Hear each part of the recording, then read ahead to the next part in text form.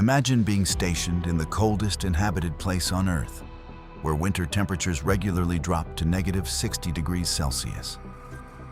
Your hands go numb in seconds. Your breath freezes mid-air. Metal becomes so cold it burns skin on contact. How do you survive? What keeps you from freezing to death when even modern technology struggles in such conditions? And what if the device that saved thousands of Soviet soldiers was so simple that most people today have never heard of it? In this video, we'll uncover the engineering behind one of the most crucial survival tools ever deployed in Siberian winters. When the Soviet Union expanded its military presence across Siberia in the early 20th century, they faced an immediate and brutal problem. Soldiers stationed in remote outposts were dying not from combat, but from the cold itself. Standard military tents offered minimal protection. Wood-burning stoves required constant fuel supply in regions where trees were scarce or non-existent. And traditional heating methods simply could not generate enough sustained heat to keep soldiers alive through the night. Frostbite was common. Hypothermia was a constant threat. Music, and commanders quickly realized that without a reliable heating solution, maintaining a functional military presence in Siberia was impossible. The challenge was not just about warmth. It was about survival in the most extreme environment humans had ever tried to occupy militarily. For years, Soviet engineers experimented with various heating devices. Electric heaters were useless in areas without power infrastructure. Diesel heaters consumed too much fuel and were prone to mechanical failure in extreme cold. Wood stoves required logging operations that were impractical in frozen tundra. Music. Every solution had critical weaknesses. Weight, fuel dependency, complexity, and reliability all became deciding factors. The device needed to be portable enough for soldiers to carry, efficient enough to heat enclosed spaces for hours, and simple enough to operate and maintain in the field, without specialized tools or training. What they eventually developed was not a high-tech marvel. It was a masterpiece of practical engineering.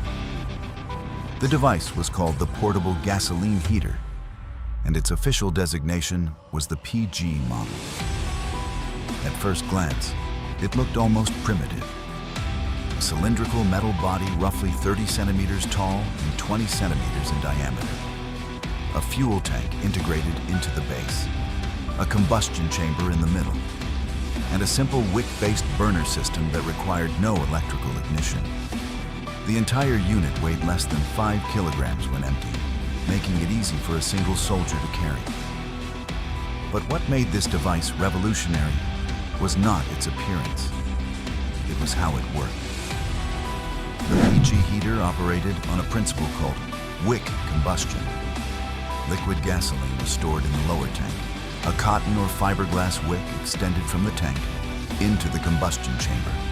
Capillary action drew fuel upward through the wick, where it vaporized and ignited. Once lit, the flame burned steadily for 8 to 12 hours on a single tank of fuel, producing consistent heat output without requiring constant adjustment.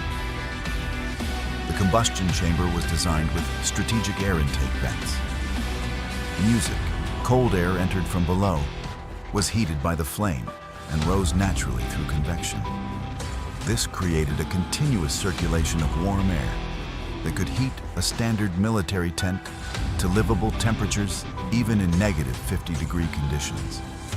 The outer casing remained cool enough to touch, preventing accidental burns while still radiating warmth efficiently. There were no moving parts, no pumps, no fans, no motors. This meant there was almost nothing that could break or freeze. Maintenance was minimal. Refueling took less than a minute, and in the event of a malfunction, repairs could be performed with basic hand tools. Soldiers in the field did not need technical training. They needed only matches and gasoline. The learning curve was measured in minutes, not hours or days. but simplicity came with deliberate engineering decisions. The wick material was chosen for its resistance to degradation under prolonged heat exposure. Standard cotton wicks would char and fail after a few uses. Soviet engineers developed wicks made from tightly woven fiberglass treated with fire-resistant compounds. These wicks could last for weeks of continuous operation before replacement.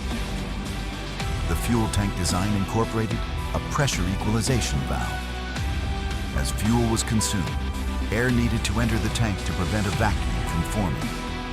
If air could not enter, the wick would dry out and the flame would die. The valve allowed controlled airflow while preventing fuel vapor from escaping, reducing fire risk and maintaining consistent burn rates.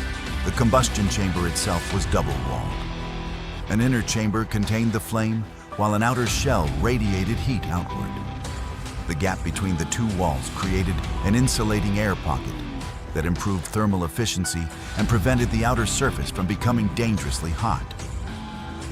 This design allowed the heater to produce maximum warmth while minimizing fuel consumption and safety hazards.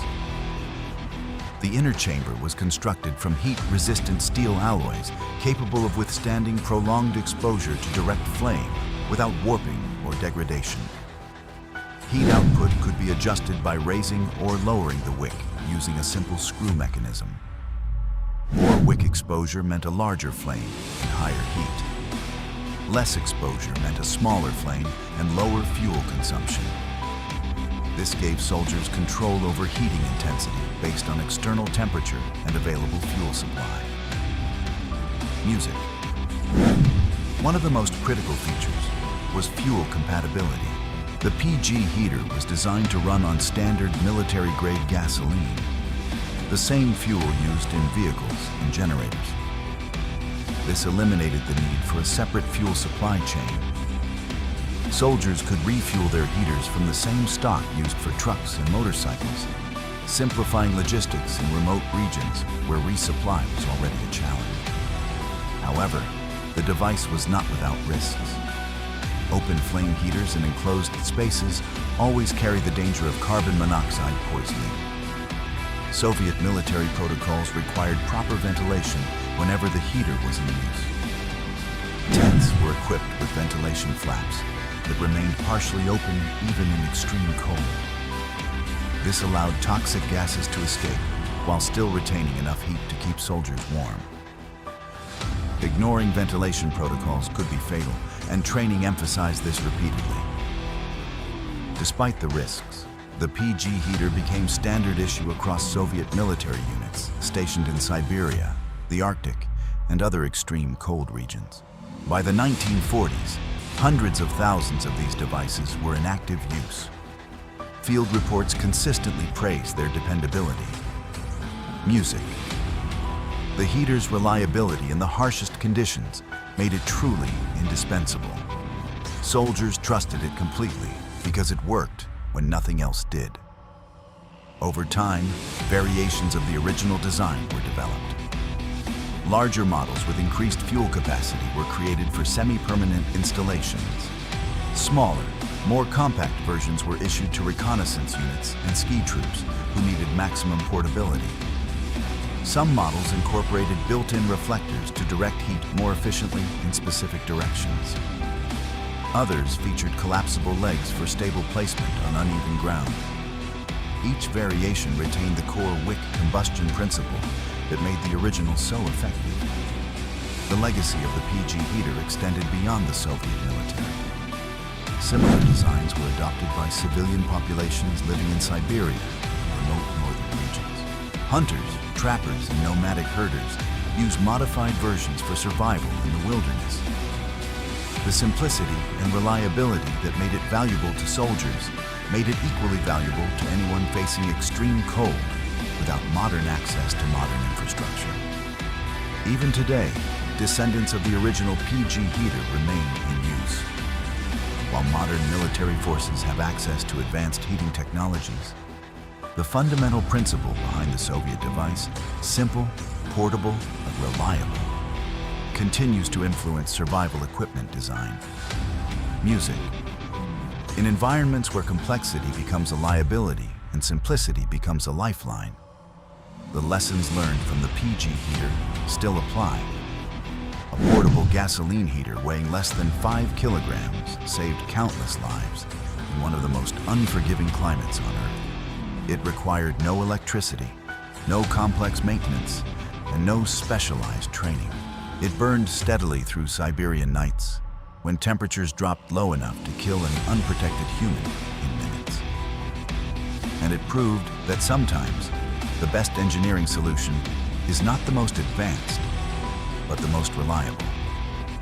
If you'd like to learn about other survival technologies used in extreme environments, let us know in the comments.